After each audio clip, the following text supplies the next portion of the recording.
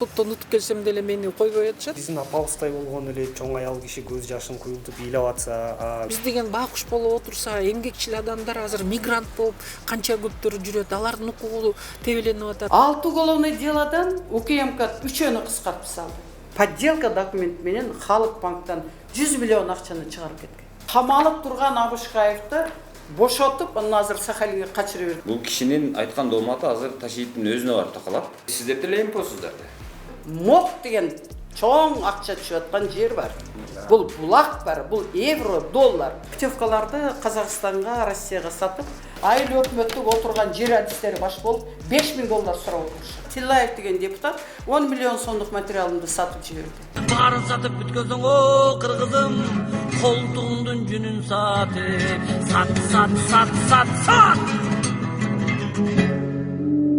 Туугандар, эгерде сиздерде дагы монтип машиналарыңыздар бузулса, азыр уста издештин, ага убакыт коротуштун кереги жок. Ал үчүн болгону мындай чөнтөк телефонуңуздарды аласыздар. App Store же Google Play'ден эле автомен тиркемесине катталып туруп, каалаган устаны тандап аласыздар.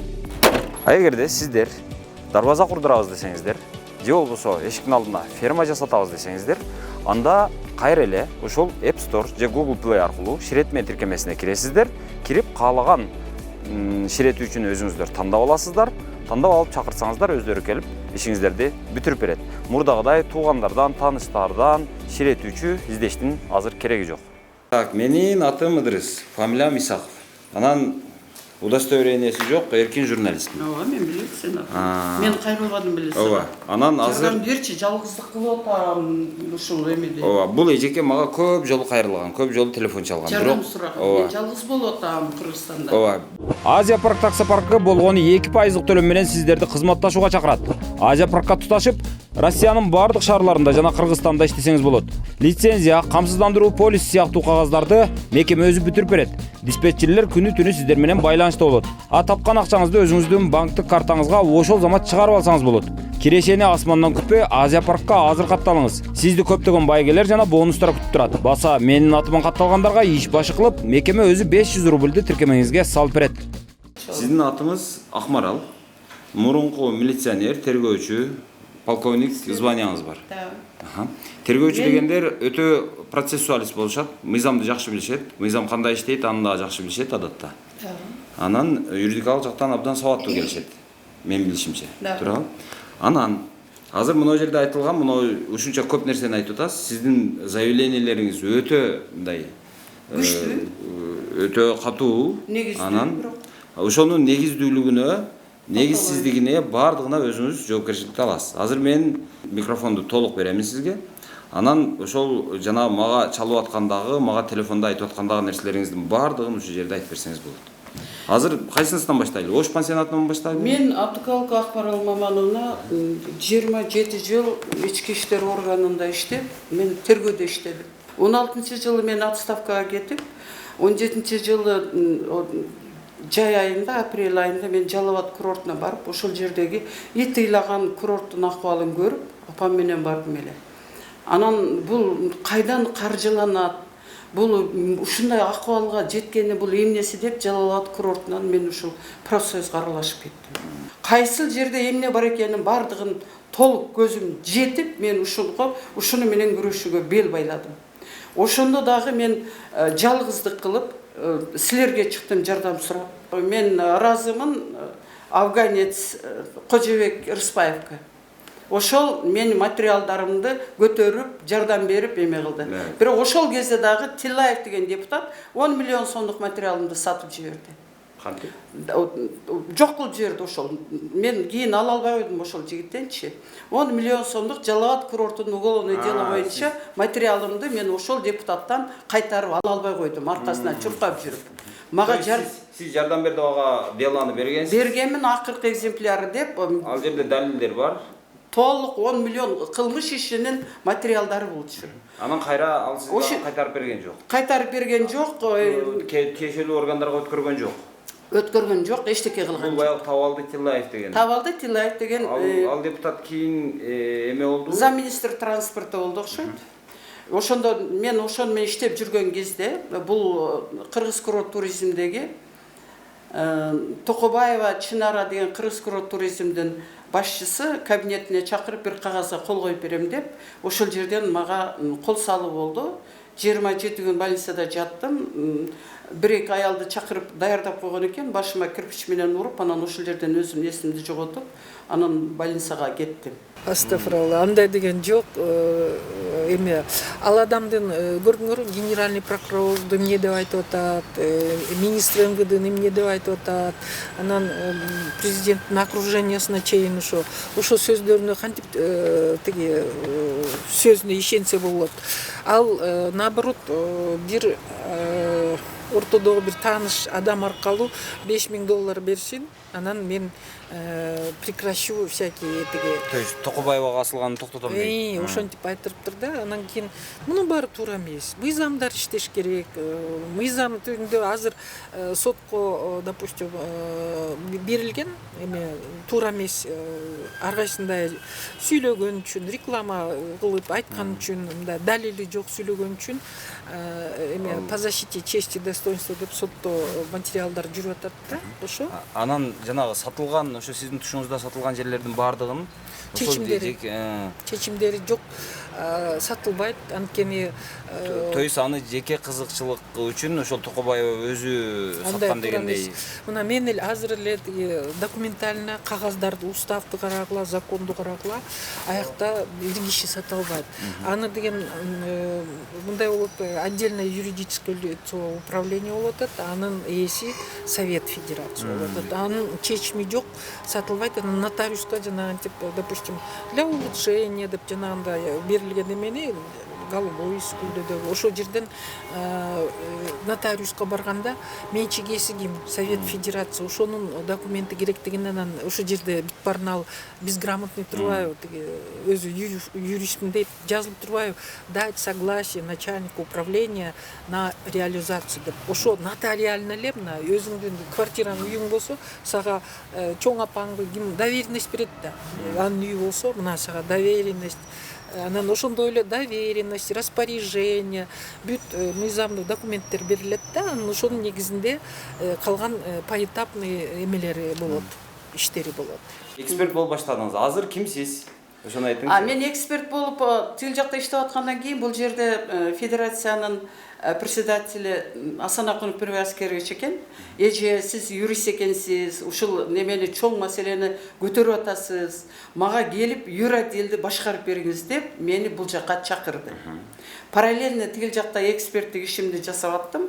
Андан сырткары мен бул жерде заведующий правовой отдел болуп, мен федерацияга ишке келдим. Асанакунов деген бул Мирбек Аскерович. Мирбек Аскерович бул Атамбаевдин доосу, анан ушул профсоюздун мурунку төрагасы, туурабы?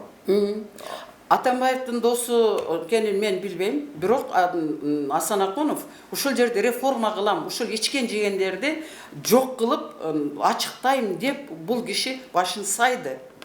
Бирок ошол эле учурда Асанакунов Ошол эле учурда абдан бул жерде Осмонов, Токобаевалардын демилгеси менен өтө ушул член советтердин, кээ бир член советтердин демилгелери менен бул жерде тынбай митинг уюштуруп, ал кишинин реформасын этегине чыгарбаганга аракет кылышып, поддельный документтин негизинде ал кишини жумуштан алды.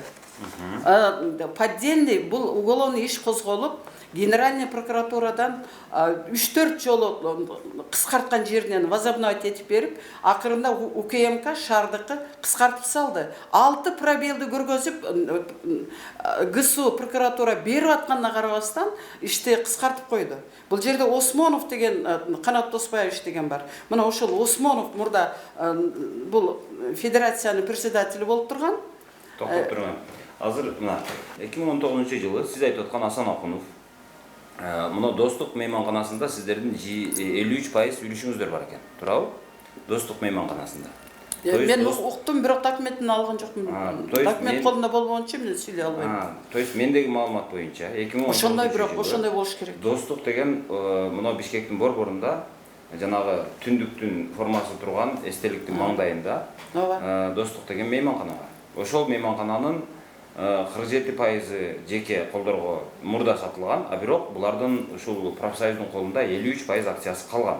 Мына ошол 53% акцияны 20 миллион сомго сатууга аракет болгон дейт ошо 2019-жылы Асан Акымовдун түшүндө. Анан аны ошол сизге окшоп эле эми сизден башка да бул жерде активисттер бар экен дейт. Да. Анан ошолор Ошол кишинин душмандары. Ооба, ошолор эми душманыбы, эми кыскасы каршылаштар деп коелу. Анан алар сатылбасын деп саттырбай койгонбуз деп айтып атышат. Ошол эле учурда Чолпон ата пансионатын 1000 орунду. Аны дагы ошол Асан Акымов Мирбек 2019 сатканга аракет кылды дейт. Анан саякат мейманканасын ошол Асан Акымовдун тушунда 5000 квадрат метрлик чоңуздан имарат да бул. 5000 квадратта азыр калькулятор жок бул жерде. 5000 квадратты мен эсептеп берейин. 5000 квадратты 1,5 миң сом $1000 ижарага берген экен, 1,5 миң доллар. 5000 квадратты азыр эсептейбиз. 1500'dü bölüyoruz 5000'ge. 0,3 sentten berip атат квадрат метрин. 0,3 sentten. Эми муну азыр көбөйтөбүз, эмеге азыркы курска, ошо маалда курска көбөйтөлүп 75 сом деп коелу, эми болжолду. 75 сом дей турган болсок, метр квадратын 22 сомдон берген экен. А бирок азыр ошо былтыр 2019-жылдары Бишкекте $10 $15 чейин болгон. Азыр $20 чейин чыгып атат. Ижара акы 1 квадрат, 1 чарчы метр жер. Эгерде антип эсептей турган болсок, 22 миң сом эмес, бул айына ошо маалда $10 боло турган болсо канча болот? 750 сомдон болуш керекпи? 750 сомдон $10 эле деп эсептейли, 750 сомдон болуш керек. 700 сомдон да деп коелу. Эгерде андай боло турган болсо, сиздерден разницаны чыгарып берейин, айырманы. Мындай болду. Азыр 22 чарчы метрин 22 сомдон ижарага берет. Азыр. Анан азыр ошол эле 5000'ги көбөйтөбүз. Биз эмеге $10. $10'ың 750 сом дейли. 750 сом. Аны бөлөбүз. Ошол маалдагы 75 сом. $50 миң айына ижарага бериш керек экен. А булар $1,5 миң берет. 50 миң айына $50 миң түшө турган жер. Анан эми ошону эми сиз мактап атасыз. Макул, мен эми түшүнөм. Бул жерде бар кландар, башкалар бар экен. Мен мактоодон алыспын. Мен уккам. Достук мейманканасында акциясы бар деп уккам. Канча акциясы бар, канча мен төртөн. Акциясы дагы бар. Ушулардын немеси жана сиз айтып аткан 53% акция жөнүндө 53% акциясы канча процент бар экенин билбейм. Бирок бул жерде авиацияда иштеген Каныбек Калмурзаевич, горный металлургиянын тармактын жетекчиси Тажибаев Илдар жана Асан Акунов жана Болот Кененбаевдин баласы Талант деп ушу төртөөнү мен угуп жүрөм. Бул мына профсоюз мына боло турган болсо, бул азыр президентке жеткен бул эле болду. Ой, ошону айттыңыз уже.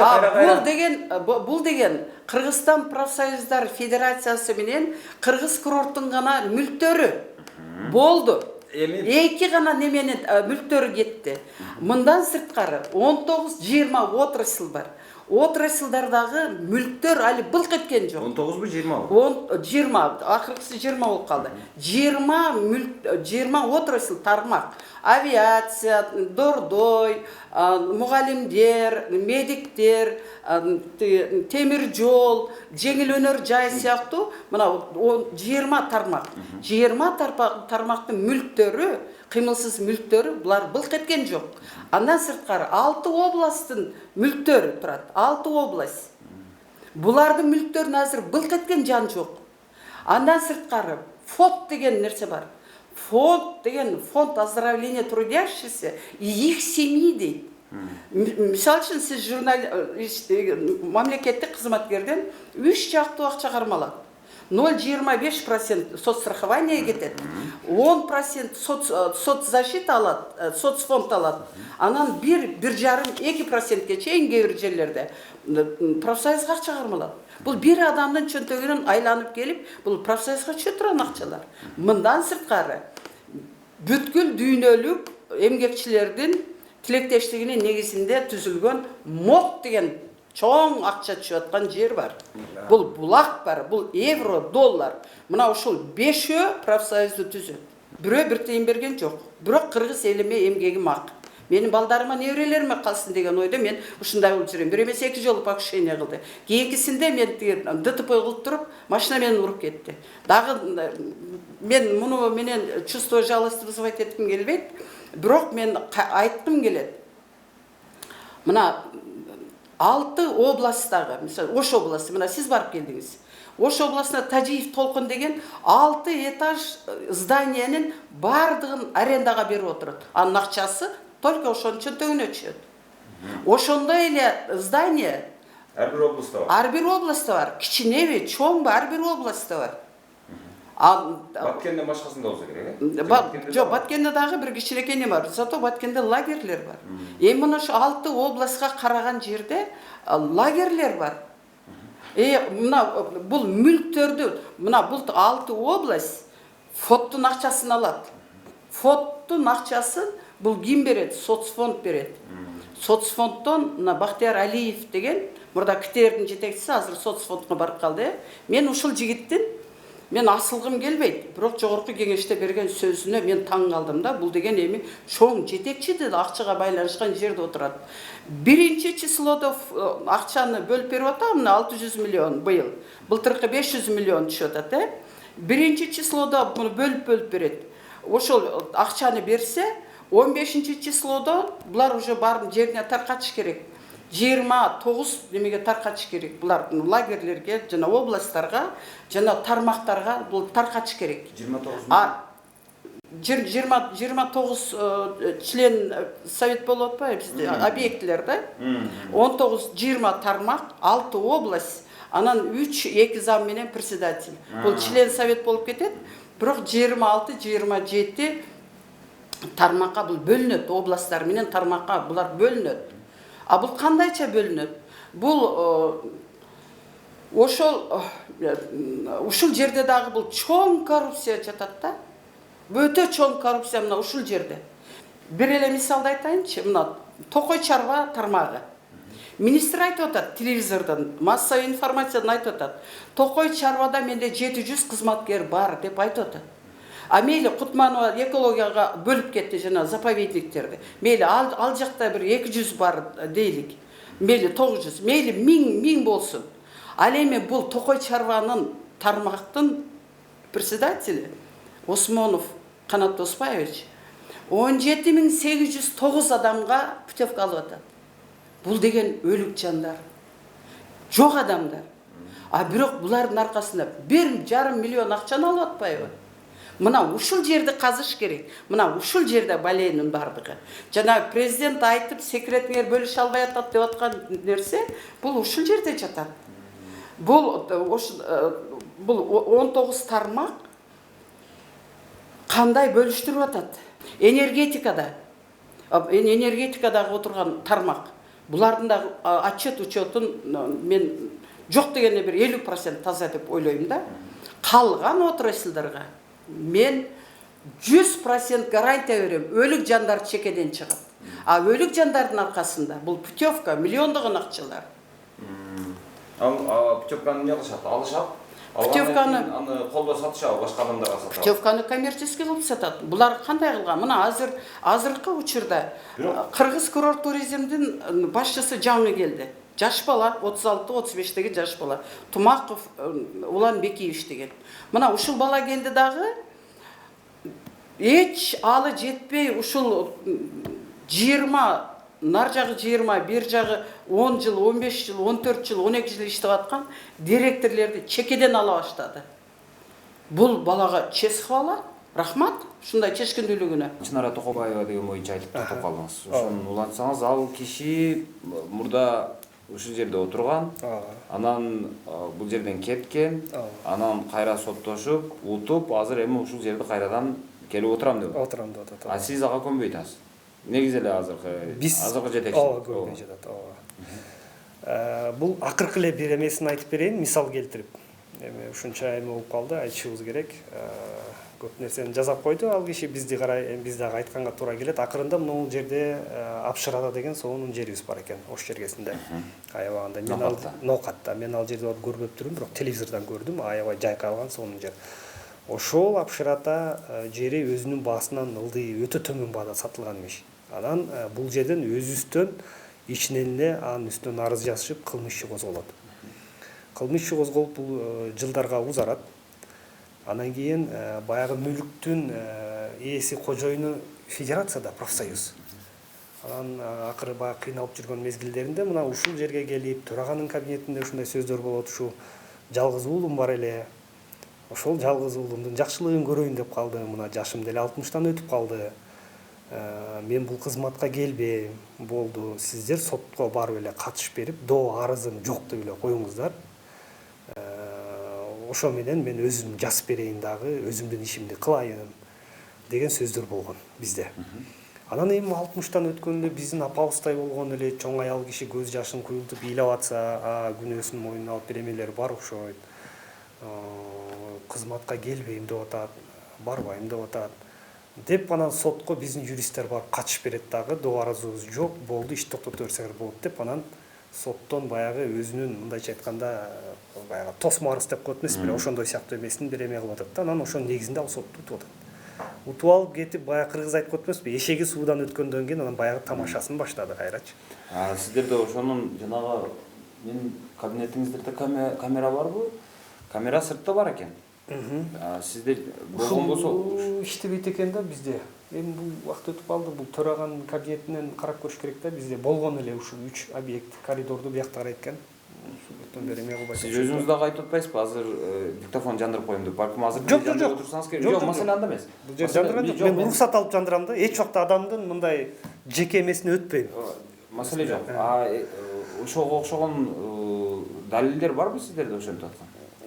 Ошол ыйлап келип мага ушинтип бериңиздер, мен кайра келбейм. Төраганын кабинетинде болгон. Ушул жерде деле ыйлап эме кылган турганда. Далил барбы? Видео же жок, биз андай мен айтпадымбы, видеого антип тартып эме алган эмес. Жок, эми негизи тартылат го дегеним да. Жок. Бул жерде эми көргөндөн мен айтып бере алам, төраганын кабинетинде ушу болгон, төрага бар эле, мен болгом, биздин юристибиз бар, зав. Юр отделам, ушу 3-4 адамдын тегерегинде деле болгон мындай сөздөр. Балким ошолор сураса далилдеп бериши мүмкүн мындай. Бул бала деле эреже боюнча меники жанагы мен ордунда отурган Тумаковду местосын деп атпайсыңар, эмне керемет кыласың деп тиги соттун эмеси, анын президент дагы чечимин тиги Верховный сот тургандан кийин чечиш керек, туурабы? Мен аякка барып алып отуруп тиги ушунча 10 жыл отурайын деген жокмун. Азыркы убакыт келгенден кийин реформага жаңы сунуштарды берейин деп. Анан ал бала жөнүндө деле бир нерселерди көрүп алып, актай албай калды өзүн деп туруп, анан сунуш берип туруп аяктı деген вообще мен аякка тырышып барып иштейин деген жокмун. Сунуштарды берип, анан кийин мен дагы тиги профактивден барып, мен туура эмес сүйлөшүп эметкенчи мына мен келдим деп, мен мага өзүлөрү келер менен эле сунуш кылган, бир жерге жетекчи болуп бар деп. Анан мен айткам, сен өзүң опытың жок болсо, же экономический образованияң жок болсо, я не представляю, бир жакта отурганда совещание болуп атканда мен жөн эле сени отургузуп коем да местоңа. Экономический образованияң да жок экен. Анан мен солдат, каяктын солдат экенин да билинбейт да. Акыркы 3 жылга болоюн деп мен жумуштан соттон утуп келсем деле мени койбой атышат. Эми может быть билбейм эмнеге соттун чечими да аткарылбай атат. Ошол жерге тырышып түбөлүп калайын деген жокмун. Ошо барып, анан председатель да айткан өзүчү.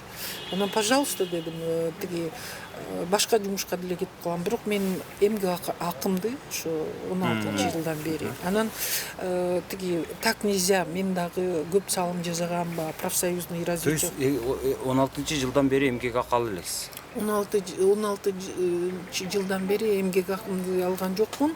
Анан 19-20 мен түшүнбөйм ушул жерде. Ал жерде эмне бар өзү анчалык? Мисалы мен муну баланы азыр мен 1 ай айлыгын бербей коелу эле, качып кетет. Жок, мен иштеген жокмун да, просто мен деген, допустим, жанагы возврат имущества кылган үчүн мен менен жанагы айтып атпаймынбы, көп 700 миллион сомго жакын возврат кылдым. Ошон үчүн өзүмө да душмандар топтоп алдым да. Анан ошо душмандар мени заказ беришип, отстранение кылдыртып, анан мыйзам чегинде аны тиги сотко жана Акмарал деген көрүнгөндү сүйлөп атат. Сот деле башы эки эмес. Акча берип. Если незаконно меня преследовали уголовно, там чечиминде четко жазылып турбайбы? За незаконное преследование реабилитировать и возместить ущерб деп атат. Возместить ущерб магачы. Анан мен аларды жазган жокмун да. Мен зарплатамды деле бергиле деп жалпы суммасы канча чыгып атат ошондо? Билбейм, тиги 16-жылдан 18-жыл включительно 1 400 000 бирдеме, анан 21-жылдан жөн эле отстранять этип коюп ушу биздики тиги эметкен үчүн ошон үчүн да 1 200 000, анан кийин госинспекция келсе дагы алардын аныктамасы турат. Өзүң профсоюзный лидер болуп алып, анан кийин тиги ликвидировано деп калптын баарын айтып ушундай болуп атат. Биз деле айтып атабыз, эми тиги бар бизди шайларда тиги эмеге чакырышкан, өйдө жака чакырышып, ушуну шайлап койгула деп макул дегенбиз. Эми шайлагандан кийин командный ал өттү кетти дечи, командный методдо убакыт берилди. Мен деле барып туруп айттым, мен тырышпайм дедим. Давайте мага зарплатамды бергиле. Анан кийин башка жерди ушунча жыл өзүмдүн өмүрүмдү эметкенден кийин башка жерде деле иштеп кетем. Башка жерде сүйлөшөлү, берсеңер бергиле, бербесеңер анда эмесе дагы сүйлөшөлү. Жок дегенде мага бир тиги эмеге 300 000 зарплатанын эсебине бергилечи дейм. Эчтеке анан вопрос принципи болуп атат бияктачы. Өзү ушундай жерге барып алып, же өзү кыйратып, элдин башын кошо албаса, эмне отурат? Заявление жазып, если башын кошуп сөз бердиңби, нормально чогуу иштешиң керек болчу. Биз съезди колдоп бердик, биздин рабочий класс заводдордон представительдер келип делегат болупчу, жөнөкөй председатель правкомдор тиги жана иштеген баштапкы уюмдарды рабочийлер эле аларчы келип шайлап беришти 8 киши менен. Анан сен башың кошуп иште да, иштей албасаң анда кет. Анан тиги балага дагы көп мындай көп нерсе жөнүндө айтасызбы? Анда көп нерселерди реформа жасайт десең, жанагындайлар чыгып атат, эми тиги Акча алды деген нерсе артынан эшип жүрөт. Чолпон атадан. Анан кийин эми мен кандай десем, эми ошолордун баарын токтотуп эле бир мен тырышкан жокмун, отуруп могу профсоюз ушундай абалдан жетекчи болгондон кийин Кызаев жетекчиликке чыгыш керек болчу. Эң жанагы Калашниковага кайдан ага эмес, жок дегенде кабинет министровдун приёмныйына барып туруп ушуларды айтыш керек болчу да. Ушуну жаза албайт ба? Ошон үчүн проблема болуп атат. Мы сейчас стопор поймали из-за нашего лидера, если честно айтсак. Анткени менен буга чейинкиси деле канча лидер алмашты эми. Ошолордун бири деле жыргатты деп. Жыра эми кандай десем, жакшы моменттер деле болуп келген, анан бирок деген жекеле профсоюз эмес, Кыргызстанда улам революция болуп атыпчы. Азыр эми получается бир революция. Мурунку 90 канчанчы жылы болуп турганда профсоюз аябай тыкыз бийлик менен иштеп, законодательный ошо депутаттар менен да аябай тыкыз иштеп, профсоюз деген азыр түшүнүгү жок болуп атпайбы кээдеги депутаттардынчы. А биз болсо тыкыз иштеп, профсоюздан даже депутаттар Проненко деген азыр жанагы инициатор законопроекттер профсоюздар болгон да. Ошентип иштешибиз керек болчу бизчи. Анан кийин биз тиги администрация президенттага чыгып жолугуп коюңузчу, биз готовы отуруп тегерек столго талкуулап, могу көйгөйдүн баарын чечели деп атабыз да. Барчы десек, эч кимисине кире албайт, жетекчи катары чыга албайт. Ошо бизди проблемабыз ошо болот. Бирок азыр менин угушума караганда мына акыркы жетекчинин шайлоосу профсоюздун өзүнүн имаратында эмес, ал резиденцияда өттү президенттин. Ооба. Ал эмне үчүн андай болду? Бул неден кабар берет өзү? Эми мен деле Президенттин кишиси деген ал убагында может кишиси деп айтылып калды, бирок президент деле билбейт. Анан ал убакта деген стабильность деле жок. Анан кийин ал киши президент, по-моему, билбейт. Билсе мындай бизди эбакта чакырып мындай башкача мамиле болуп анан ачыкка чыкмакпыз да. Тиги эч ким билбей эле мындай ортодогу кишилер окшойт деп калдык да кийинчи. Анткени ошол деңгээл менен барып туруп сүйлөшкөндө азыр профсоюзду ушунчалык жамандабай, ушунчалык бизди эметпей, эми ошол кишиден лидерден көп зависеть этип атпайбы. Барып туруп чакырып туруп келгилечи сүйлөшөлү деп. Анан кийин мен эле азыр айткан үчүн мен виноват эмесмин да, менен да дөөлүшөт да. Жанында жүргөндөр менен момтелде анан өзлөрүнчө тиги силер айткандай жана телевиденияга көбүрөөк чыгып информация берип, информация алыш үчүн жакшы предложениялар менен кабинет министров менен тыкыз иштеп коюш керек болчу да. Жанагы биздин фонд оздоровления, момда бизде жерлер турат, буну эмне кылалы. Биз азыр деле даярбыз. Мен барып туруп ушу сунуштарды азыр Жок, сиздерге азыр ким тоскоол болуп атат? Азыр деле мурун деле мисалы азыр өзүңүздөр мына мүлктү сатканга келгенде бул биздин мүлк дейсиздер. Анан кийин жок иштете албай калгандан кийин ошону бийликтен жардам. Бийлик эмне үчүн сиздерге жардам бериш керек мындай болгондо? Какой стати дегенде өзүңүздөрдүн тилиңиздер менен айтканда? Прикинь дегенде. С какой стати деп атпайсыңар? Анда эмесе тиги вообще негизи жанакы кандай десем, ошо самый тыкыз иштешибиз керек да. Негизичи биз деген как партнер катары тыкыз иштешибиз керек. Партнер катары, кээде оппозиция катары. Вообще-то эмеде кээде оппозиция болуш үчүн анда биз деген аябай тиги чоң независимый болуш үчүн, жок, независимый болуш үчүн биз деген азыр экономический положениядан көп зависеть этет дебедимби? Биз деген бакуш болуп отурса, эмгекчил адамдар азыр мигрант болуп канча көптөр жүрөт, алардын укугу тебеленип атат, внутренний миграциядан Америкага чейин безработица большая болуп атпайбы Кыргызстандачы? Жалал-Абадтын директору Абышкаев муну иштен кетирди. 6 уголовный дело козготтум мен. 6 уголовный делодан УКМК 3-өнү кыскартып салды.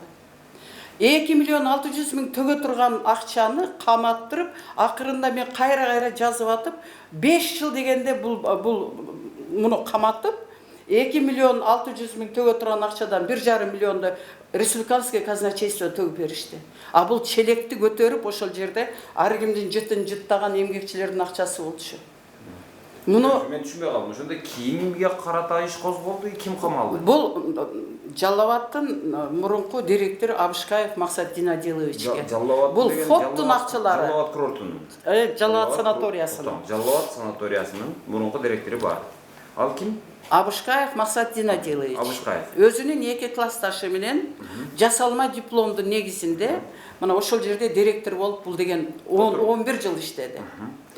11 жылдын аралыгында бул биринчи келгенде 10 миллионду Токобаева, Осмонов, Матраимов, Абышкаев 4-тө Жалал-Абадты алсыздандырып санаториянын 10 миллион акчасын жеп кылмыш ишти генеральный прокуратура козгоп берген. Мына ушул кылмыш ишти Жалал-Абадтан 4-5 жолу козготуп акыры ош калып туруп, оштун соттору кыскартып салды. УКМК деп атпайсызбы? УКМКнын эмне тиешеси бар? Ал эми УКМКда кийинки козголгон кылмыш иштерин 5 иши, 5тен 3-өнү УКМК кыскартты Жалал-Абад. Ошол Абышкаевка карата. Абышкаевка карата. Мына, мынтип айталы, ошол Жалал-Абад курортунун мурунку директору Абышкаев Максат Динадиловичтин үстүнөн козголгон кылмыш 5 кылмыш ишин үчөөсүн улуттук коопсуздук Жалал-Абад улуттук коопсуздук комитети тарабынан ошолордун тергөөчүлөрү кыскартты. Дагы 2 кылмыш иши боюнча азыркы күндө 2 кылмыш иши 2 миллион 600 канча дагы анан 39 миллион боюнча. Мен түшүнбөйм. Даяр турат заключениесин. Мен ушул жерден заключениеге барып, кайра ошо эксперттер менен сүйлөшүп атып, заключениесин эртелетип бергенибизге карабастан камалып турган Абышкаевди бошотуп, анан азыр Сахалинге качырып берди. 39 миллион менен уголовный иши турат. Бул ыйгарып берген мүлк эмес, бул деген коррупция. Коррупциянын элементтери бардыгы толук турат. Бирок УКМКдагы, Бул качан прокуратурадагы, милициядагы ыйгарып берген мүлк деп туруп, срок давностуга такап туруп, булардын бир да кылмыш ишин сотко жөнөтпөй отурушат. Эми түшүндүм. Эми сурок давность деген нерсе бар. Бул иштер качан болуп атат ошондо? Бул иштер 20-жылда козголгон. Мен 20-жылы арыз жазып, 20 козготтум. 20-жылы ошо жасалма дипломундагы тактап бердик. Жасалма диплому 1 жылга жеткенде эле срок давности бүттү дагы кыскартып салды. Эчтекени бүтпөгөн жигит жасалма диплом менен ушул жердеги ошол кезде иштеген федерациянын председателі, Кыргыз курорт туризмдин башкармалыктын жетекчилери тарабынан бул ушул жигитти ишке алган. Билими жок жигитти ишке алып туруп, мынакей бул Жалал Абад курортун талкалаган. То есть ал анан качан качып кетти? Бул 2 жыл жок, былтыр мурдагы жылы. Ошондо 2020 Мурдагы жылы мен доверенность менен барып, кылмыш иштерин таанышайын көрөйүн деп, ошол жерге кирсем, кылмыш менен тааныштыруудан баш тартышты. Анан 39 миллиону турат азыр. Негизсиз качырып жиберди. Андай боло турган болсо, азыр анда түз эле биздин урматтуу жанагы эки достун бирөөсү Камчыбек Ташиев мырзага түз суроо да. Бул кишинин айткан дооматы азыр Ташиевдин өзүнө барып такалат. Анткени кылмыш иши бар деп атат, далил бар деп атат. Эки иши бар. Эки иши макул кыскартканын айтпай туруп. Алардан сырткары. Макул кыскартылгандан сырткары да эки иши бар экен. Эки иштин алкагында ошол нелер бар? Канча ущерб бар? 2 миллион 600 жана 39 миллион. Жалпы алганда 41 миллион деп коелу. 41-42 миллион сом экен. Бул фоттун акчасы. Фот деген? Путевкага берилген акча. Ошол жерден мына Ташиев мырзага түздөн түз суроо да. Ташиев мырза, сиздер мындай кыласыздар. Мисалы мына Кара Суу базарын 95-жылкы заключениелерди жокко чыгардыңыздар дагы сот аркылуу. Анын кылмыш иши кыскары баягы даттануу мөөнөтү өтүп кетти деген жоксуздар. Кылмыш ишинин мөөнөтү эскирди деген жоксуздар. 95-жылкы мындан дээрлик 20 жыл мурунку, 18 жыл болуп калган, 18 жыл мурунку ишти сиздер алдыңыздар дагы. Кайрадан аны жаңыртып, анан азыр мамлекетке алдыңыздар. Кылмыш ишин козгодуңуздар. Азыр сотко өткөрдүңүздөр сиздер. Андай боло турган болсо, эмне үчүн бул жерде кылмыш иши кыскарып кетет дагы, кээ бир жерде кылмыш иши кыскарбай калат. Мен түшүнбөйм ушуну. Мен ушуга окшогон көп нерселер бар. Анан ошодон улам азыр сиздерге суроо. Эмне үчүн сиздерде кош стандарттуулук болот? Бир иш боюнча кылмыш ишин мөөнөтү дээрлик эскирбейт, кайсы бир иш боюнча дээрлик эскирип кетти. Түшүнүксүз. Анан эгерде сиздер кылмыш ишин жок кылабыз, кылмыш ишин мөөнөтүн биз карабайбыз десеңиздер, анда бардыгын карабай, кылмыш ишин бардыгын астынан мындай казып чыгалы анда. Баягы Кыргызстан эгемендүүлүк алган 30 канча жыл болуп калат. 33 жылдан беркисин бардыгын алалы. Эгерде жок андай кылбай издей турган болсок, анда жок, анда мыйзам менен дей турган болсок, анда мыйзам менен кетели. Мен азыр түшүнбөйм ошондо. Эгерде мыйзам менен боло турган болсо, сиз айткандай кыскарыш керек. Болбосо? Мен ушул жерден токтой иретинде мында туура болуш керек да. Мен өзүм Ташиев, Камчыбек Кыдыршаевичке кирип жардам сурадым. Сиз жардам бериңиз. Мен ушул тема, профсоюз деген теманы көтөрүп алып чыгып алып, кыйналып атам деп бул киши 1 жылдай болуп калган, жаңы эле болгон кезде мен киргенде ушул киши мага жардам берди. Өзүнүн Замир деген оперативниги бар экен. Мына бир баланы мага бекитип берди. Ушул бала сизге жардам берет. Сиз смело ишти баштаңыз деп. Мен муну айтып койшум керек. Натыйжада көп нерселерди алып чыктым.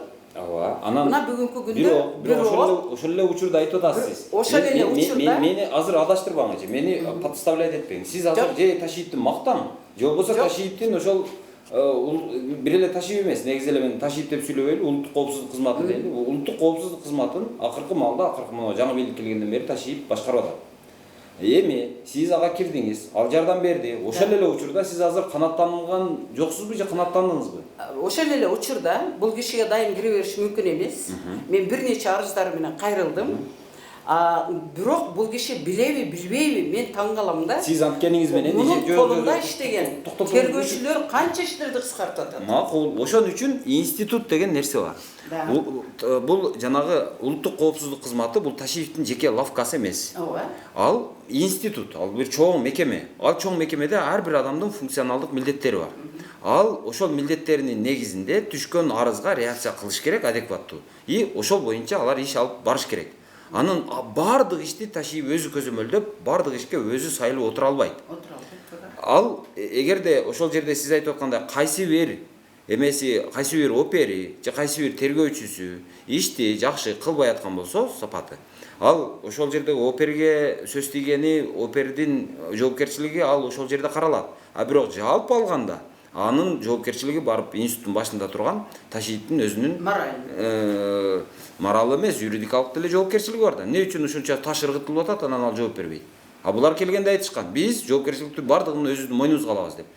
Пусть алсын эми. Раз же биз андай ручной управление кыла турган болсок, баягы кол менен башкаруу. Азыр эми кол менен башкаруу болуп атат да. Ошон үчүн баягы айтып атпайсызбы? Ташиев жакшы, тигилер кылбай койду. Ташиев жакшы, булар кылбай, андай болбойт да. Жок, мен жакшы деп, жаман деп деле айтуудан сырткарым, болгон ишин айтып атам. Мен киргенде мага жардам берип, көп нерселерди мен тактаганга жардам берип. Мен ошонун натыйжасын сурап атам. Бирок натыйжасы азыркы күндөгү натыйжасын, результаты чыкпаганы убакыттын ушунча жылдан бери, мына 3 жылдан бери убакыттын өткөнүнө карабастан 46 кылмыш ишинин бирөөсү дагы сотко кетпеген, бул өтө өкүнүчтүү. Мына Султанов Мирлан деген Жалал абадтын тергөөнүн УКМК тергөөнүн начальниги өзү кыскартып атат. Өзү качырып берди ушул Абышкаевди. 39 миллион турат мойынделинип. Дагы бир кылмыш иши турат. Эжеке деп мен эшке чейин узатып койгон ошондочу. Мына 39 миллионду мен сизге каматып, төктүртүп, кустуртуп берем. Жалал абад немесине курортуна түшөт ушул акча депчи. Андан бери 3 жыл. То есть бул айтып аткан адам Жалал абадта начальник следствия. ГСУнун следственное управление. Улуттук коопсуздук кызматы. Жалал абадта. Ооба. Ошондой эле картина. Мына Ысык көл областындагы жетим балдар жана социально уязвимый семьянын балдары эсе алган Дот Сулан. А Дот Суланда Бозгунбаев деген бул советтин председатели болуп турган кезде немен профсоюздун Кыргыз курорттун начальниги Токобаева болуп турган кезде булар 945 миң сомго 6 гектар 32 сотка жерди сатып беришет. 5 сотканы оформить эткен, ал эми 1 гектар 32 сотка көмүскөдө биз барып журналисттер менен тактаган кезде чыккан. 6 гектар 32 сотка жерди булар теге транспорттун немесилер эң чоңдоруна жана азыр үйлөр 2 этаж үйлөрдү салып алышты. Кайсы жылдары сатылып атат? Бул 2017-жылы сатылды. Кыргыз курорттун жетекчиси болуп турдуңуз да? Акыркы суроо. Анан бирок Кыргыз курорт деген жетекчиликти бул институтту. Сиз айтып атасыз, бул мындай нотариустан башка нотариус сыяктуу эле орган деп. То есть Жок, сен туура эмес үчүн айтпайсың. Жок, сиз азыр нотариат чечимдерди аткарам деп атпайсыз. Ал чечимди наркы жактан эме кылып берет. Мага сунуш келет, ошол сунушту жогору алып чыгам. Алар комиссия по недвижимости бар. Ооба.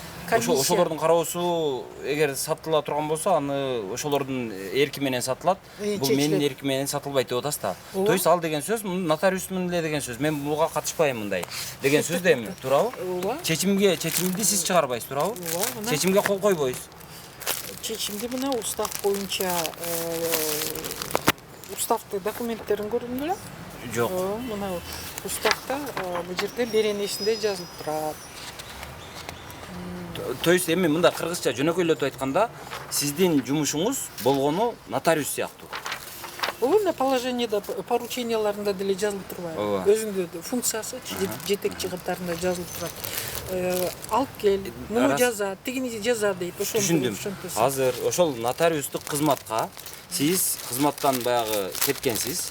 Кеткениңизде мындай алганда алынгансыз. Алынгандан кийин азыр сиз сотко берерге. Анан эмне өзүңүз кетип калгансызбы? Жок, ал деген азыр бул жерде кичине токтотуп турсо. Айырмасы жок, эжеке, бир акыркы суроо да. Азыр бул киши ошол кызматта сиз мисалы биринчи эле мөөнөтүн айтайын. Ошол 5 жылдан ашыгыраак иштеп атасыз. 5 жылдан ашык убакыттын ичинде любой адам мындай өзүнүн кереметин көрсөткөнгө эмеси мүмкүнчүлүгү бар. Сиздин кереметиңизди көрдүк. Азыр эми кайра барып, ошол кызматты талашып атпайсызбы? Талашып баягы соттон уттуңуз, башка кылдыңыз, кайра ордума отурам деп атасыз. Эми барып дагы кандай керемет көрсөтөсүз? Көрсөтө элек эмне кереметиңиз калды? Орой.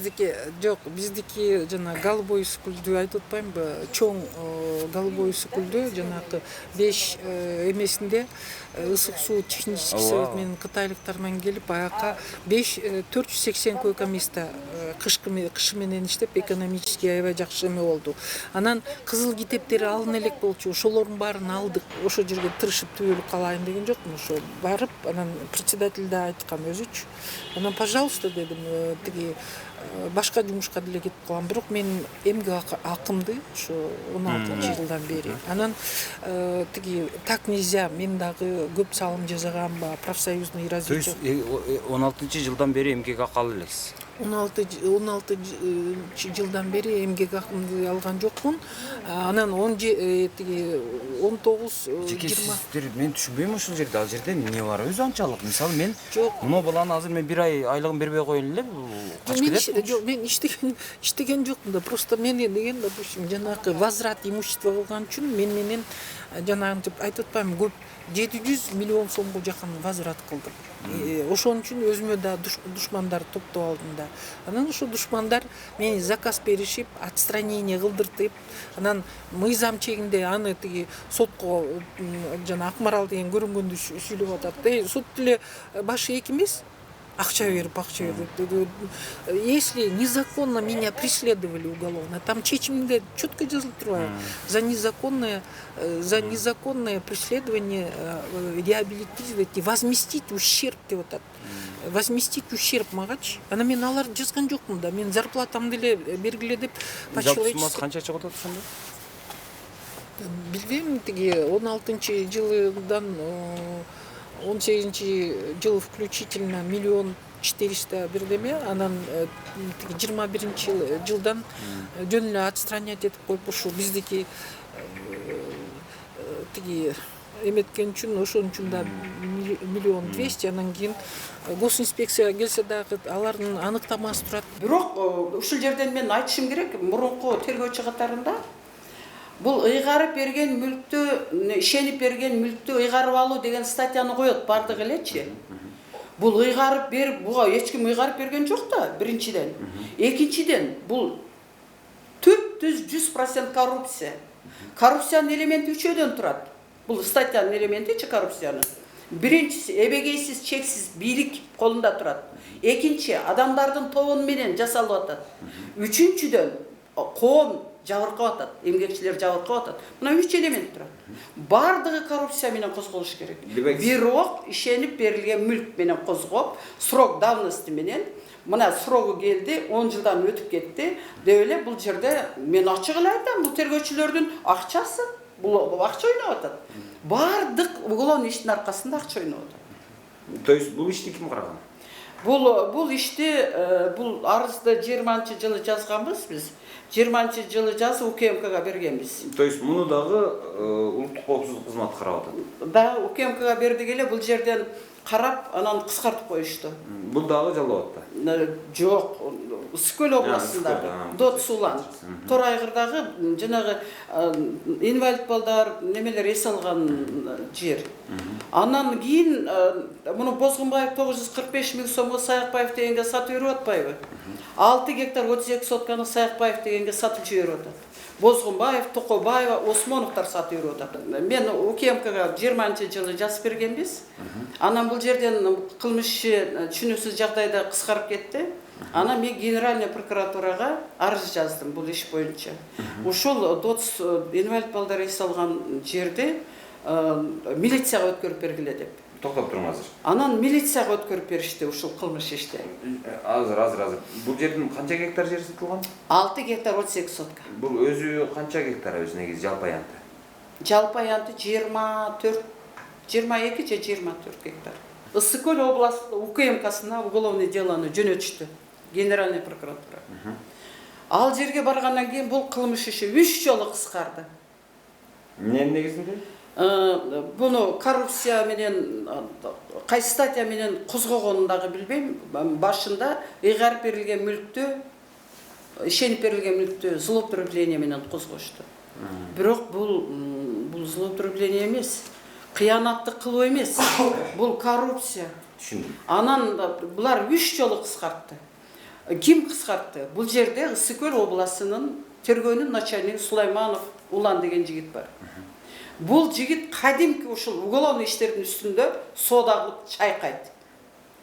Мындан сырткары, мына Алатоо дем алуу үйүндөгү 2 гектар 34 сотка жерди саткан кылмыш иши бар. Так, экинчи Алатоо. Экинчи ошол эле Ысык Көлдөгү уголовный ишти айтып атам да. Буну дагы ошол эле жердеги Улан Сулаймановдун тергөөдүн үстүндө отурат. УКМКны, милицияны, ушул прокуратуранын надзору, тергөөнүн начальниги ушул отурат. Эми ушул эле жерде мен жетөгүз боюнча айтып кетем, Ысык Көлдөгү. Алатоону бүтүрүп алалычы же. 2.34. Алатоонун өзүнүн жери канча? Алатоонун жери Макул, эсиңизде жок болушу толук мүмкүн. Канча жерди саткан? Алатоо пансионатынан 2 гектар 34 сотканы 2 гектар 34 сотка сатылган. Сотка качан сатылган? Мен азыр немесин эле карай коеюнчу. Бул мурунку директордун утушунда сатылтабы? Мына былтыр эле иштен бошотту ушуну. Былтыр эле жумуштан алып кетирди.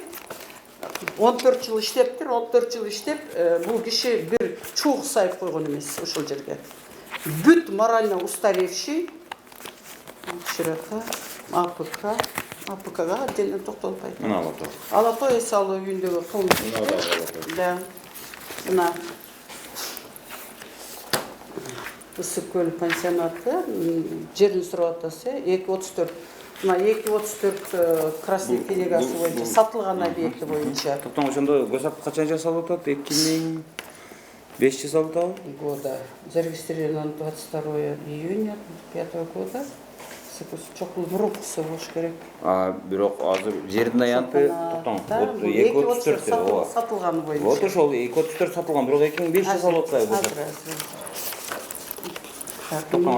Ушуну карап көрүңүзчү, мен мынакей. Мына жерде. Бусак 2005 жасалыптыр. Так. Мындан Ош шаарынын профсоюзу эмне үчүн бул Алатоонун ичинде жүрөт? Жалпы чогуу болуп калган эмне. 2 гектар 34 сотка жер азыркы Камчы Көлбаевдин Каганат деп салып алган жери. Каганат азыр эң соңу болуп Камчы Көлбаев коюп кеткен бул. Ошол сатканда азыр ошонуку деп айтылат. Мен эми точно документтерин башка фамилиялар жүрөт. 2.34 гектар ошол Кызайбеков саткан. Алатоо пансионатынын мурунку директору Кызайбеков саткан. Ошого эле уда 98 сотка, почти 1 гектар жерди саткан. Азыркы күндө неме стройкалар жүрүп атат. Анан үчүнчүсү кимге кеткен? Андан кийин 98 сотка 1 гектар жерде, 1 гектар жерди дагы сатышкан. 1 гектар жер сатылып, азыр стройка жүрүп атат. Ал кимге сатылган? Алда жеке колдорго сатылган. Азыр стройка жүрүп атат Алатоодо. Бул кайсы жылы сатылган? Бул ошого эле уда сатылган. 2017, ошондой болуп калабы? Мен толук немелерди карап берейин. Анан жанагы ким кайсы мэрге деп дагы сатылган деп атасызбы? Андан кийин Жалал Абад шаарында мэр болуп иштеп турганда Болот Кененбаев. Канча жер? Болот Кененбаев 5 гектар жерди, фактически 4 деп жазылыптыр, бирок биз өткөндө барып эсептедик, 5 гектар жерди Жалал Абад санаториясында кут болсун деген 2 этаж абдан сонун жерге алмаштыруу жолу менен өткөрүп алган. Токтоп туруң, мен түшүнбөй калдым.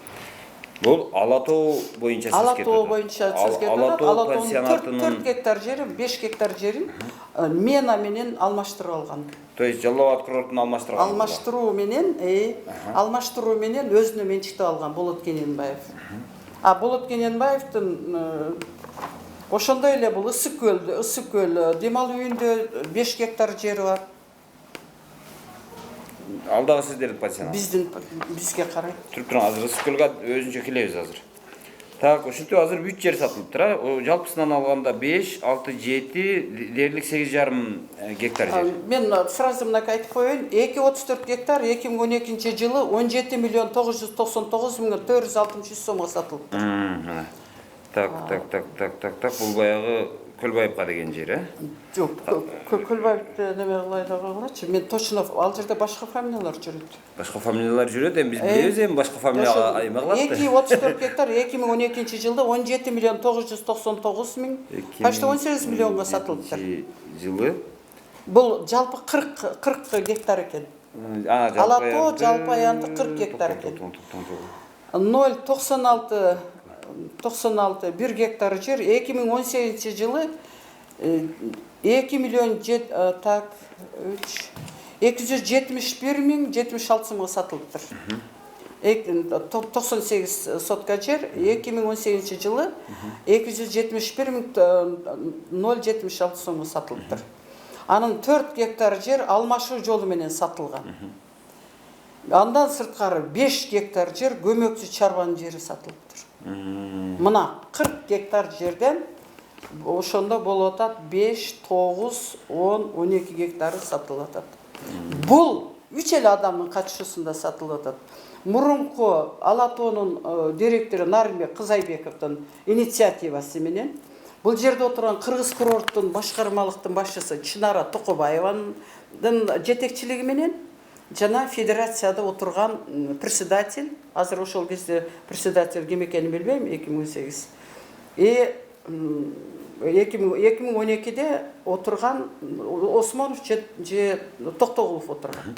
Ошолордун сатуу боюнча чечимге кимдир бирөө бул жактан чечим чыгарат да. Чечимге кимдер кол койгон? Ошондо төрага анан мынау курортология. Булар чисти коррупция. Бул статьялар, бул жерлердин баары коррупция менен козголуш керек. Коррупциянын ичинде уюмдар кирет. Ал деген ошол жердин документтерин баарын мен окуп изилдеп чыккам. Бул жерде биринчи инициатива, булар сговор. Инициатива директорден чыгат.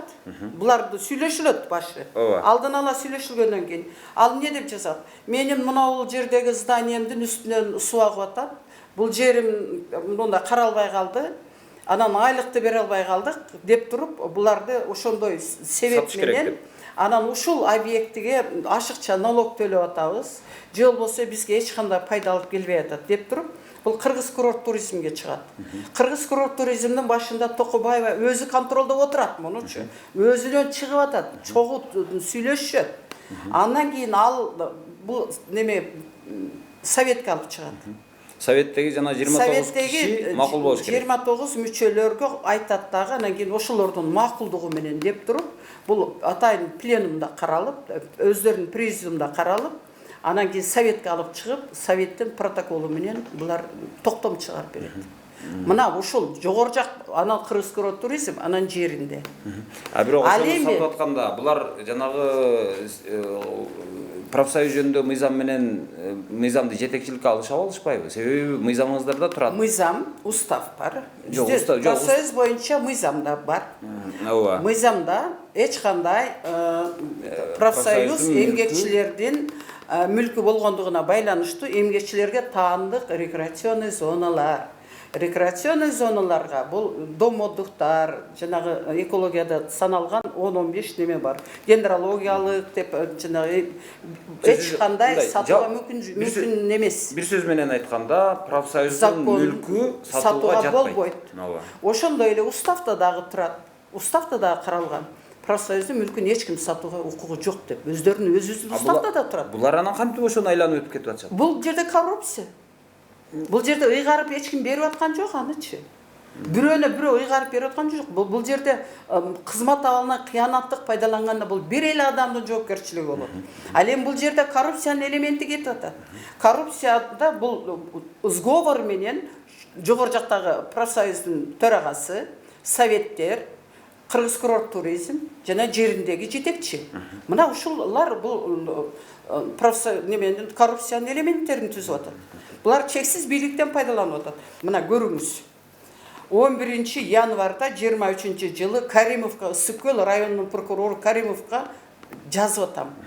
Федерациянын юристи Абдыкалыковадан деп. Эмне деген заключение чыгып атат? Анан бул берип атат мага. Бул жерде биз текшердик, эч кандай мыйзам бузуу жок. Кана ошол кат? Бул мындай каттар толтура менде. Мыйзам мына жаңы эле алдым мен. Азыр башка кабинетке көчүп келген үчүн дагы немелер болуп атат да. Тумаковка, так чолпону Кызайбеков. Мына ошол Кызайбековдун на основании постановления ФПК 16 мартта 17 жылы мына моментте бул кутулуп атат. Реализация земельного участка площадью 98 из земельного отдыха Алато был реализован, а поступившие денежные средства из ФРП в сумме 207 тысяч. Мына жерде мен жана туура эмес айттым, 2 миллион 71 миң 76 сомго сатыптыр. А бул жакта бир цифра түшүп калыптыр. 2 миллионго сатыптыр жана 1 гектар жердечи 38 сотканы.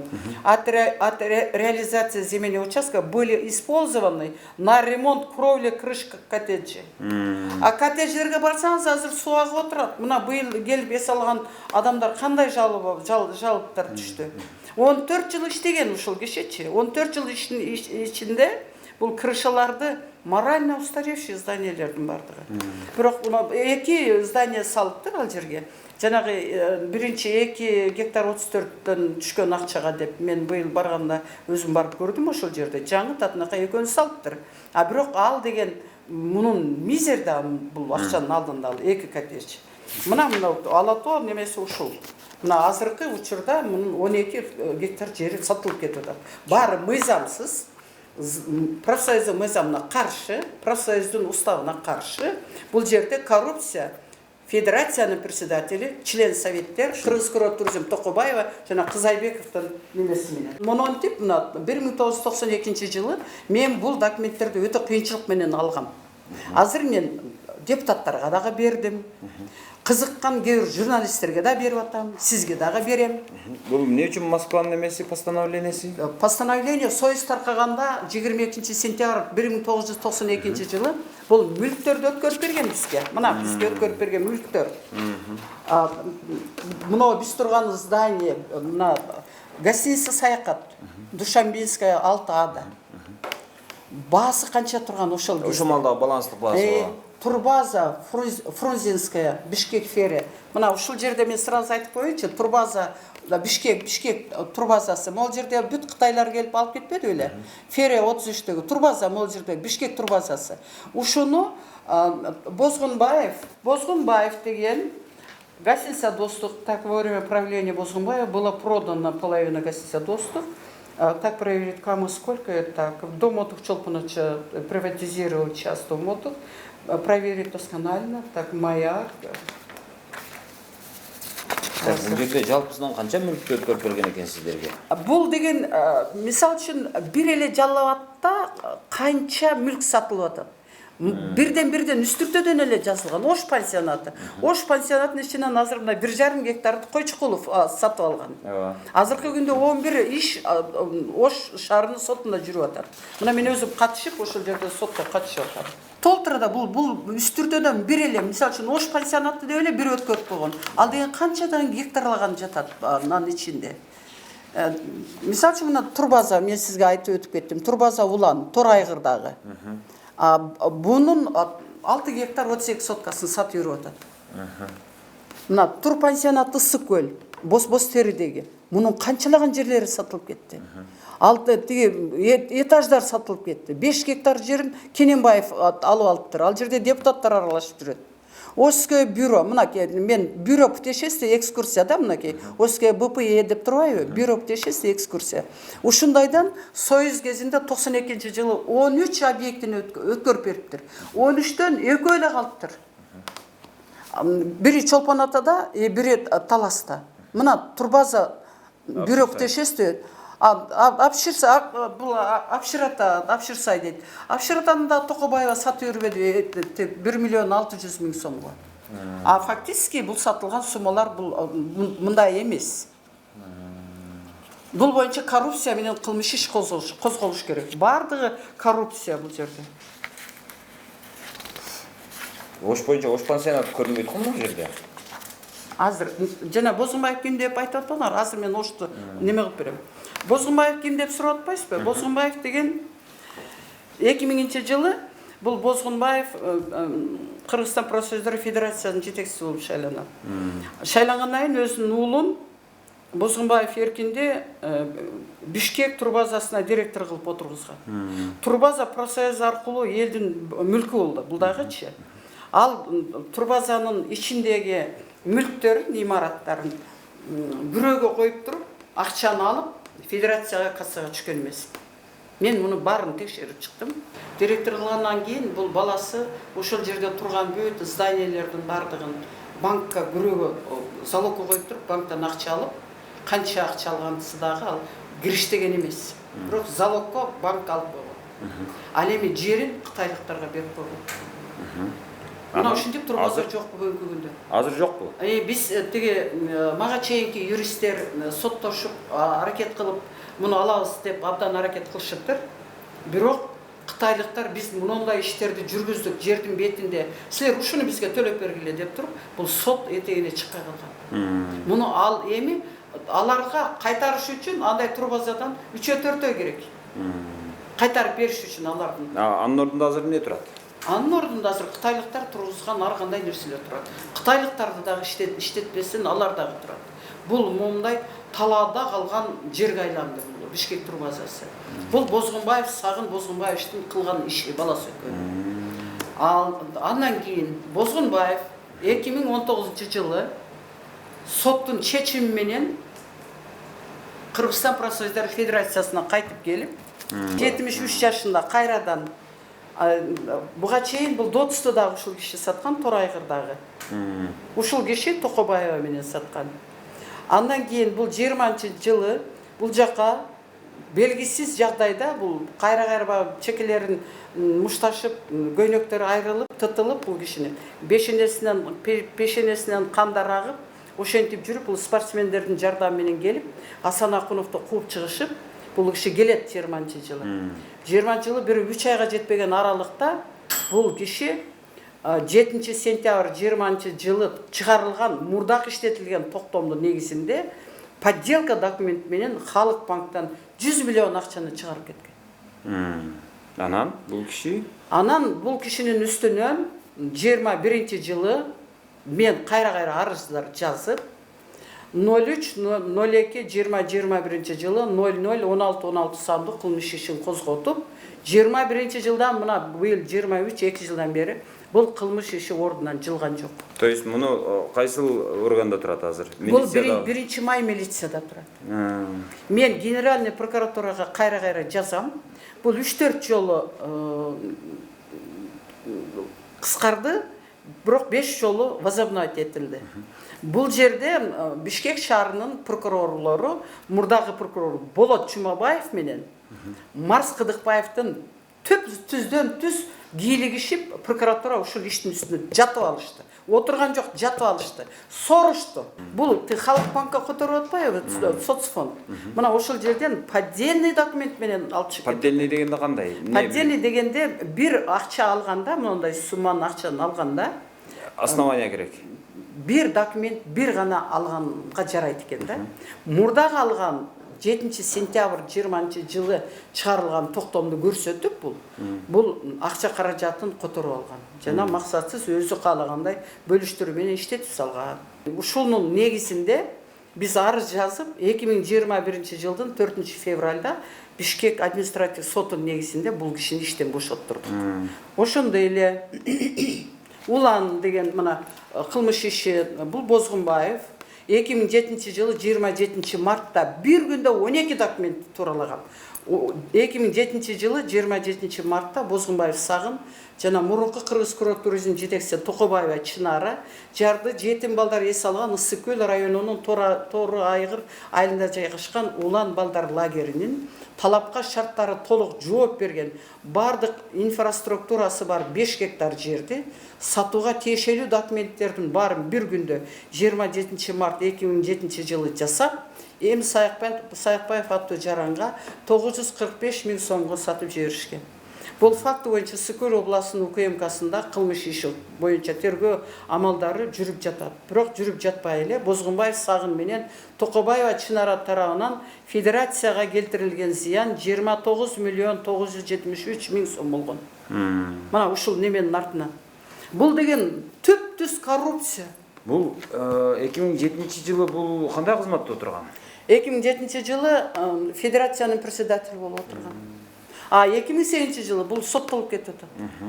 Соттолгон адам кайра 2020 жылы кайра келип атат. Кайра келип атат. Соттолугу жоюлуп кайта келип атат. Ага чейин 2002-2003 жылы Голубой Ысык-Көлдө по факту мошенничество Голубойдун директору, Голубой санаториянын бухгалтери, анан Бозгунбаев үчөөнө өкүм чыгып 5 жылга соттолгон. Булчу. Неме путевкаларды Казакстанга, Россияга сатып коммерческий баада. Бул по факту мошенничество соттолгон. Бирок соттолугун жоюп салган соттор менен сүйлөшүп.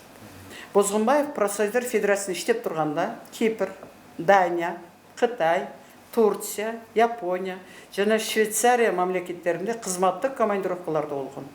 Бирок бул командировкалар Кыргыз элине бит чакканчалык пайда алып келген эмес. Наоборот, талкалап жеп, үй бүлөлүк балдардын жардамы менен Бишкек немесин талкалаган. Ушул киши турган кезде канча эмелерди берген, арендага берген. Так, Бозгунбаев ушундай ишти жасаган. Андан кийин мен ушул эле жерде Осмонов Канат боюнча айтып кетейин. Осмонов Канат Доспаевич ким бул? Бул 30 жылдан бери мүлк комиссиясын текшерип отурган киши. Өзүңүздөрдө, ичиңиздерде. Ушул профсоюздун мүлктөрүн ушул киши жооп бериш керек. Өзү айтат, мен 30 жылдан бери ушул жерде неме кылдым деп. Бул киши 53-жылы туулган, 7 сентябрда 68 жашта, үстүнөн козголгон кылмыш иштери. Мына 10-жылы козгоп, генеральный прокуратура козгоп берген 172 ошолордуку 10-60 сандык кылмыш иши.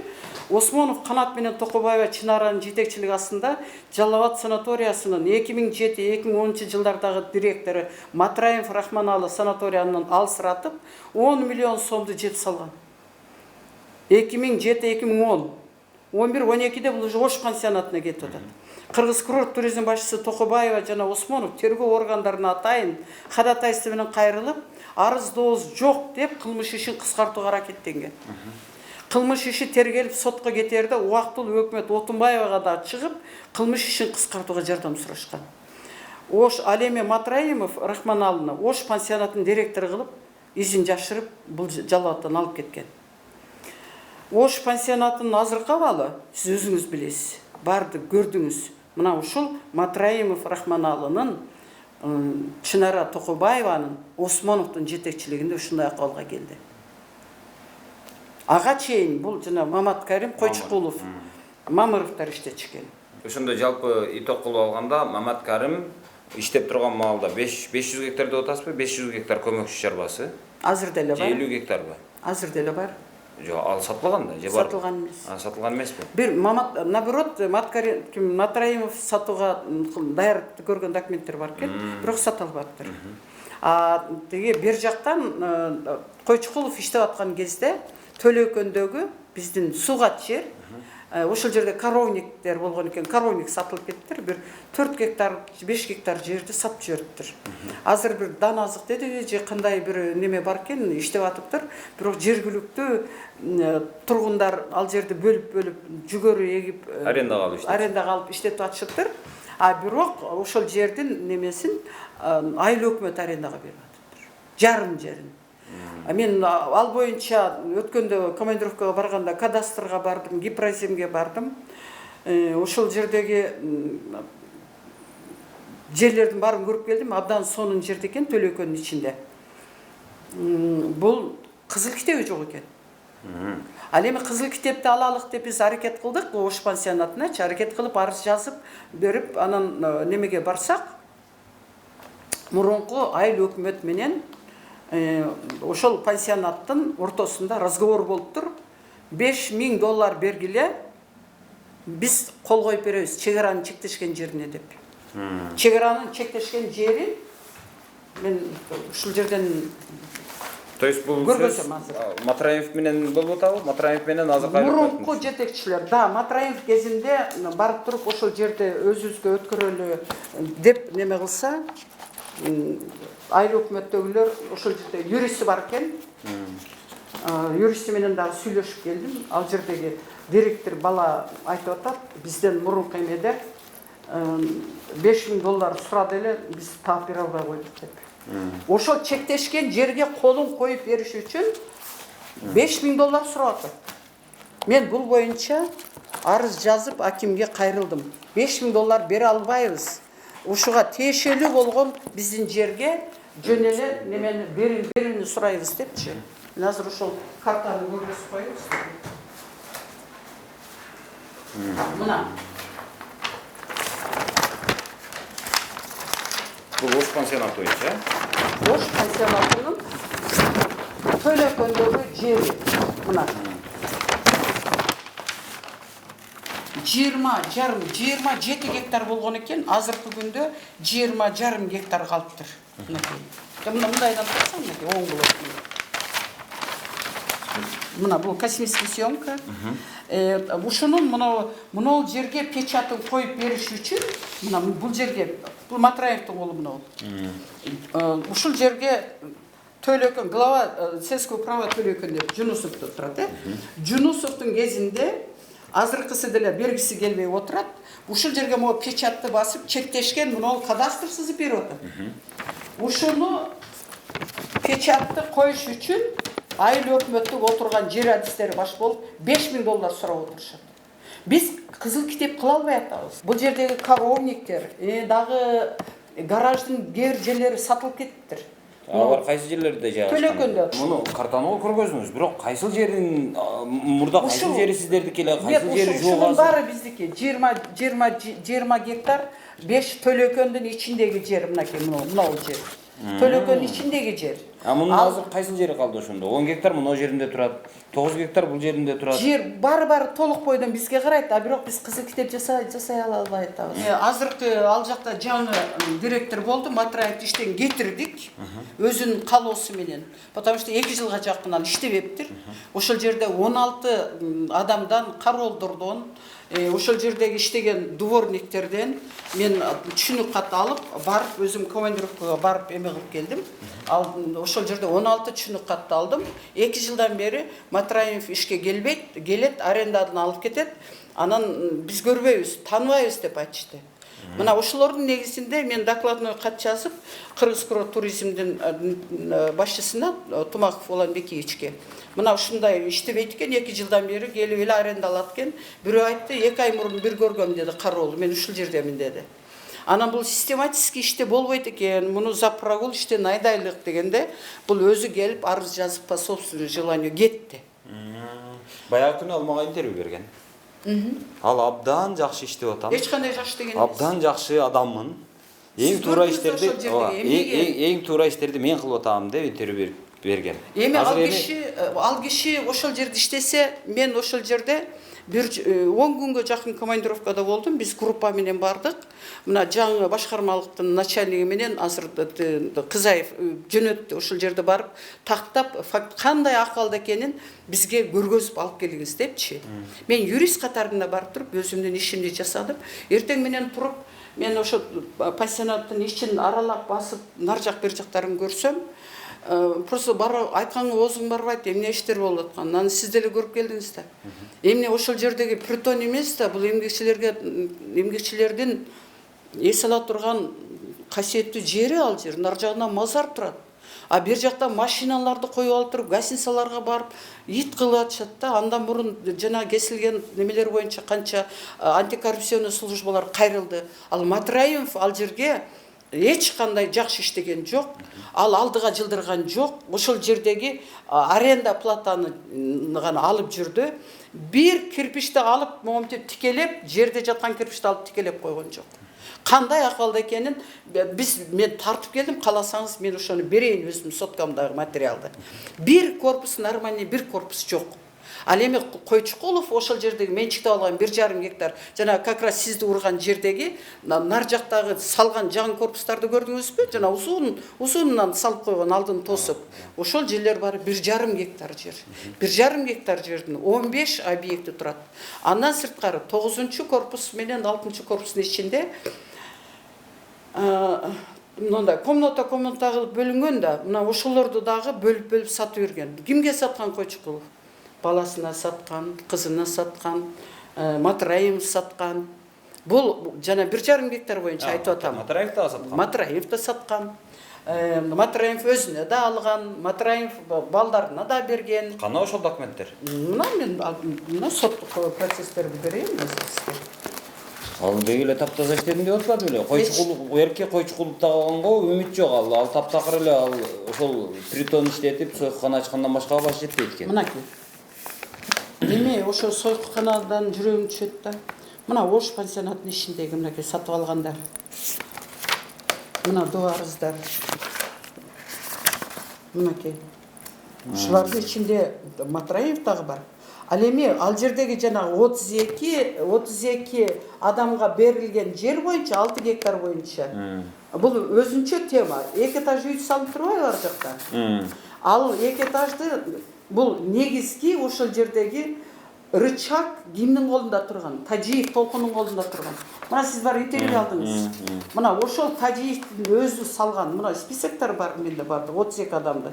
Муну 2018-жылдан баштап соттошуп 1-май мына Койчукулов директор болгон. Так именно. Сиз баягы эмен айтып атасыз. Баягы мазардын үстүндөгү жер аянтын булар бөлүп өздөрүнө 32 адам. 32 адамга 5 ал жерди жокко чыгарды. Соттун решениясы менен бул жокко чыгарылды. Азырга чейин үмүттөнүп отурушат дагы. Жок, ошол жерди бошотуп коюш керек булчу. Ошонун көпчүлүгү эле бул Тажиев Толкундун списоктору бар. Ошол жерде профсоюзда иштегендер. Азыр мынакей Сейдахмат кызында, Абдрахман уулунда жана Шаршеева деген 3 судьяда каралып атат азыр. Койчукуловдун иштеричи. Сиз элге кызмат кылып атасыз. Мен жалгыз болуп кыйналып жүргөм. Депутаттарга жалдырап ошолорго ушул ишке жардам берип койгулачы, мен өлө элегимди деген күндөрүм болду. Атака коюп атышат. Азыр эми эмне кылыш керек деп ойлойсуз? Эми бул пансионаттардын мынау кетип калган мүлктөрдү кайтарыш керекпи? Кайтарыш керек. Же ошол бойдон калтырыш керекпи? Жок, бул неме профсоюз өзүңүз билесиз. Профсоюз бул жападан жалгыз эмгекчилердин ден соолугуна кам көрүп, укугун коргогон уюм. Мен мурун профсоюзда билчү эмесмин. Мен военный аскер аял болгон үчүн мен билчү эмесмин. Түшүндүм. А бирок бул жер булар эмнеге алып келди ушундай 30 жылдын ичинде, мына 32 жылдын ичинде эмнеге алып келди? Кайсы эмгекчинин укугун коргоду? Мына мен 1 жыл отурдум. Ушу правовой отделде 1 жыл отурдум. Мага сырттан бир 10го жетпеген адам арызданып келди. Билбейт экен Кыргызстандын эли. Укугу бузулгандар толуп турат. Чекеден чыгат.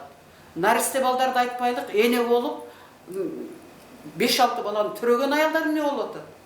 А булар эгерде билсе, тигил жакта НПОлорго барбастан ушул жакка келет эле го, бул жерде айлык алып отурган эмелерди.